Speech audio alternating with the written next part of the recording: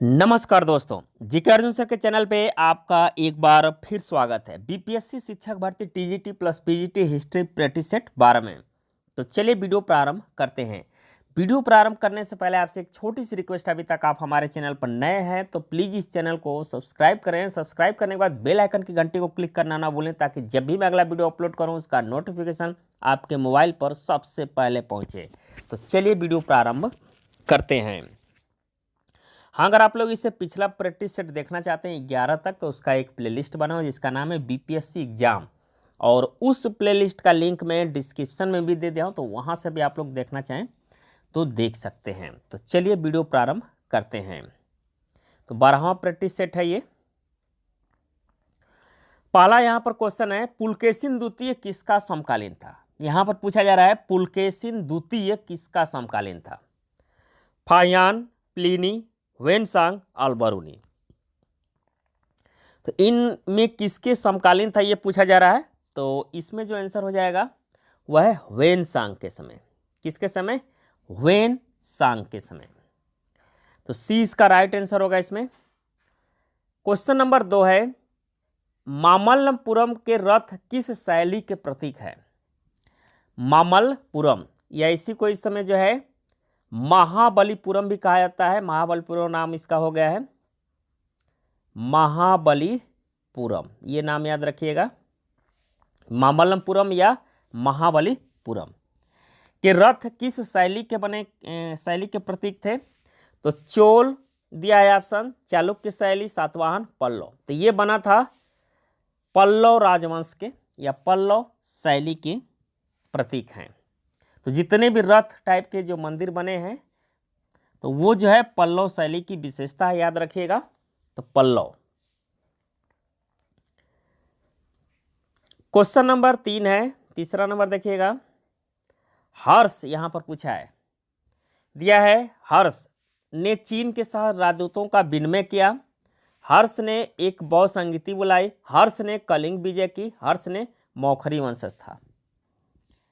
तो हर्ष के बारे में पूछा जा रहा है, तो इसमें आंसर हो जाएगा आपका ए ऑप्शन। हर्ष ने चीन के साथ राजदूतों को विनिमय किया, ये सही हो जाएगा। हर्ष ने चीन के साथ राजदूतों का विनिमय किया था। क्वेश्चन नंबर 4 है, हर्ष को पराजित किया। यहां पर दिया है हर्ष को पराजित किया, भास्कर ने, शशांक ने, ध्रुव सेन ने या पुलकेशिन द्वितीय ने। तो इसमें आंसर हो जाएगा आपका डी, पुलकेशिन द्वितीय ने। हर्ष को किसने पराजित किया था? तो पुलकेशिन द्वितीय ने। तो डी इसका राइट आंसर हो जाएगा ये। क्वेश्चन नंबर 5 है, मिहिर कुल कौन था। मिहिर कुल कौन था? शक, गुर्जर, कुषाण या हुण। तो मिहिर कुल कौन था? इसमें आंसर हो जाएगा डी, हुण शासक। हुण शासक का नाम था मिहिर कुल। क्वेश्चन नंबर 6 है, बाणभट्ट किसके दरबारी थे। बाणभट्ट किसके दरबारी थे? चंद्रगुप्त द्वितीय, अशोक, हर्षवर्धन, कनिष्क। तो बाणभट्ट किसके दरबारी थे? इसमें आंसर हो जाएगा आपका सी, हर्षवर्धन के। तो बाणभट्ट जो है दरबारी कवि थे हर्षवर्धन के, और इन्होंने एक पुस्तक लिखी थी हर्षचरित, याद रखिएगा। हर्षचरित की रचना किसने की थी? तो बाणभट्ट ने। एक और पुस्तक लिखे थे कादंबरी, ये संस्कृत में लिखा गया था।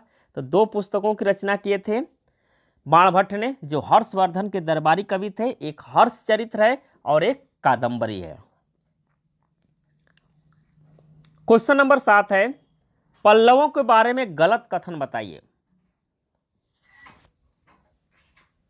पल्लवों के बारे में गलत कथन बताना है। उन्होंने चालुक्यों से युद्ध किया, अलवारों को संरक्षण दिया, तंजावुर को राजधानी बनाई, श्रीलंका से उनका संपर्क था। तो इसमें आंसर हो जाएगा सी, तंजावुर को राजधानी बनाई। ये कथन जो है गलत है। तो तंजावुर जो है पल्लवों की राजधानी नहीं थी।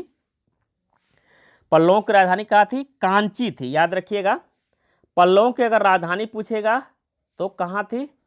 कांची। कांची थी, तमिलनाडु में। तंजावुर चोलों की राजधानी थी, इसको भी याद रखिएगा, तंजावुर चोलों की राजधानी थी, तंजावुर या तंजौर इसी का नाम था। तो पल्लवों के बारे में सी वाला ऑप्शन आपका गलत है, तो राइट आंसर इसका हो जाएगा सी। क्वेश्चन नंबर 8 पर आते हैं। वातापी किसकी राजधानी थी? मौखरी, प्रतिहार, राष्ट्रकूट, चालुक्य। वातापी जो है चालुक्यों की राजधानी थी। किसकी थी? चालुक्यों की। इसका एक और नाम है, ये भी याद रखिएगा, वातापी या बदामी, दोनों एक ही नाम है। वातापी कहिए या बदामी, दोनों एक ही नाम है। चालुक्यों की राजधानी थी और वर्तमान में इसका नाम वल्लभी हो गया, ये याद रखिएगा। कहां पर थी ये? गुजरात में।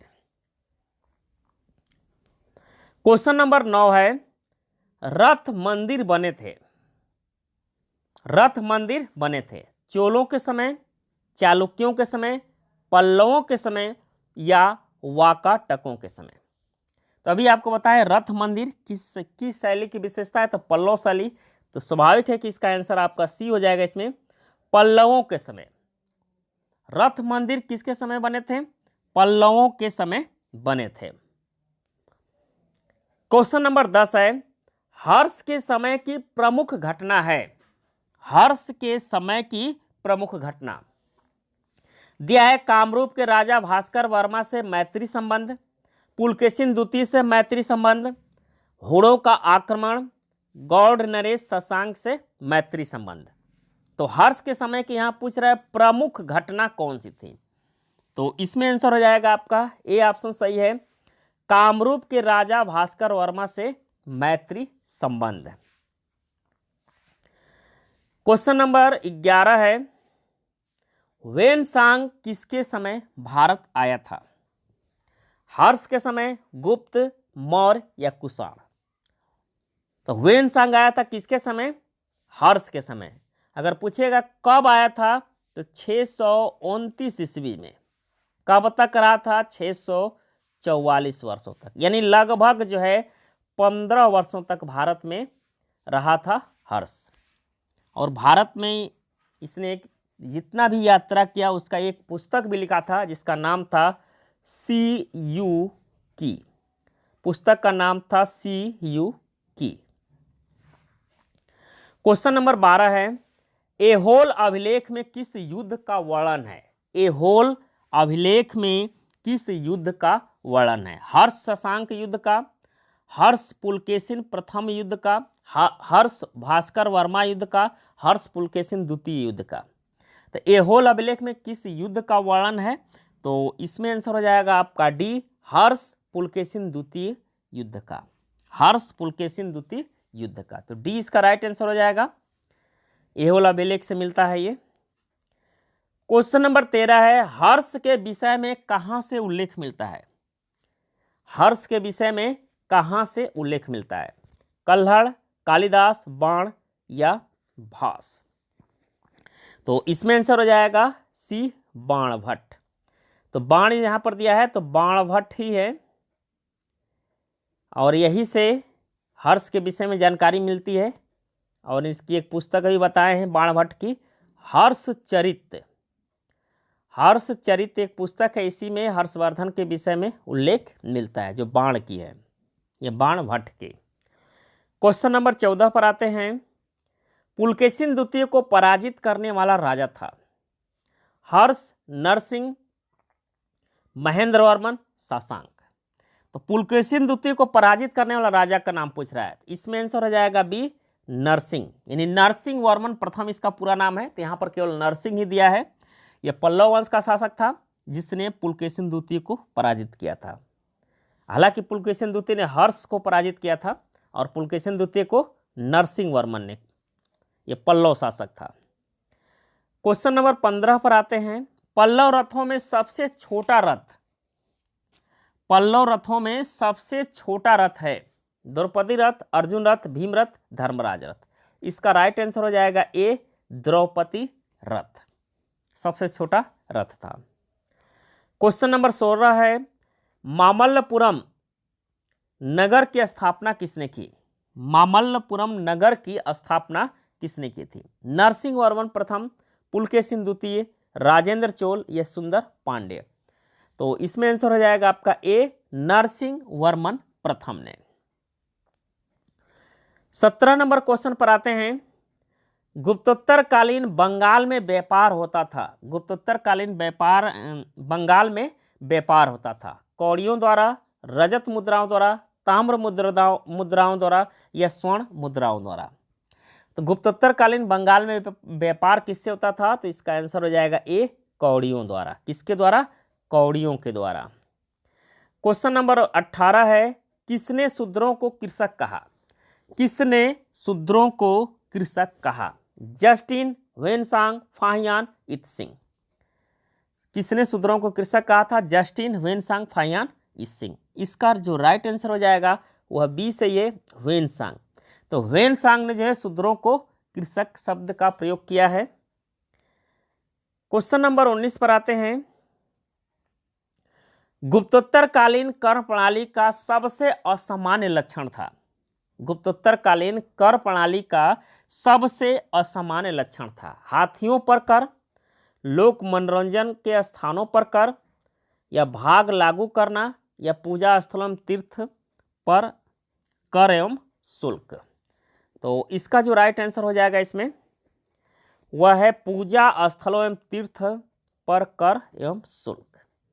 ये सबसे असामान्य लक्षण था। तो डी इसका राइट आंसर हो जाएगा इसमें।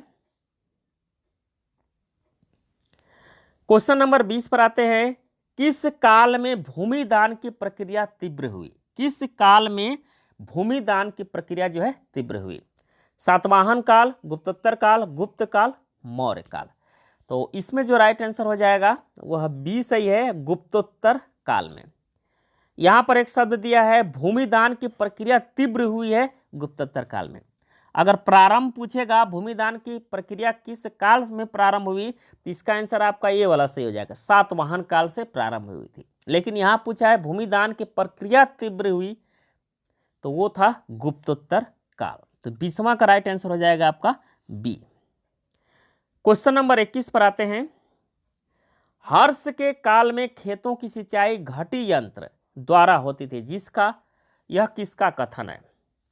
घटी यंत्र या इसी को रहट भी कहा जाता है, जो कुएं से पानी निकाल के सिंचाई की जाती थी।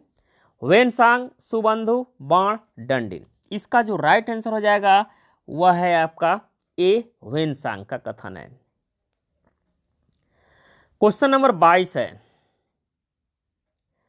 नालंदा बिहार का खर्च चलता था भूमि दान से, कराधान से, ग्राम दान से, शिक्षा दान से। इसमें आंसर हो जाएगा आपका सी, ग्राम दान से। यानी 200 गांवों का जो दान था या जो उत्पादन कर था या टैक्स था, वो नालंदा विश्वविद्यालय खर्च के लिए प्रयोग होता था। क्वेश्चन नंबर 23 पर आते हैं। गुप्तोत्तर काल में भारत में आयात की प्रमुख मद थी घोड़े, चमड़े की वस्तुएं, औषधियां या रेशम। तो इसमें आंसर हो जाएगा प्रमुख मद था घोड़े। तो भारत में सबसे ज़्यादा आयात की जाती थी घोड़े। अरब से, ईरान से, कंबोज से घोड़े मंगाए जाते थे भारत में गुप्तोत्तर काल में। 24 नंबर क्वेश्चन पर आते हैं। गुप्तोत्तर काल में भूमि का स्वामित्व किसके हाथ में था? कृषक के पास, या राजा के, या ग्राम सभा, संयुक्त परिवार। तो गुप्तोत्तर काल में भूमि का स्वामित्व किसके हाथों में था? तो ये था राजा के हाथों में। 20 का राइट आंसर हो जाएगा राजा के हाथों में। क्वेश्चन नंबर 25 है और अंतिम क्वेश्चन है आज के लिए। अत्यंज वर्ग में समाहित थे यवन, सबर, शूद्र, चंडाल। इसमें आंसर हो जाएगा डी, चंडाल। ये थे क्वेश्चन आज के लिए। तो उम्मीद करता हूं कि वीडियो आपको पसंद आया होगा। पसंद आए तो इसको लाइक करें, अपने दोस्तों के यहाँ अधिक से अधिक शेयर करें। धन्यवाद दोस्तों। जय हिंद, वंदे मातरम।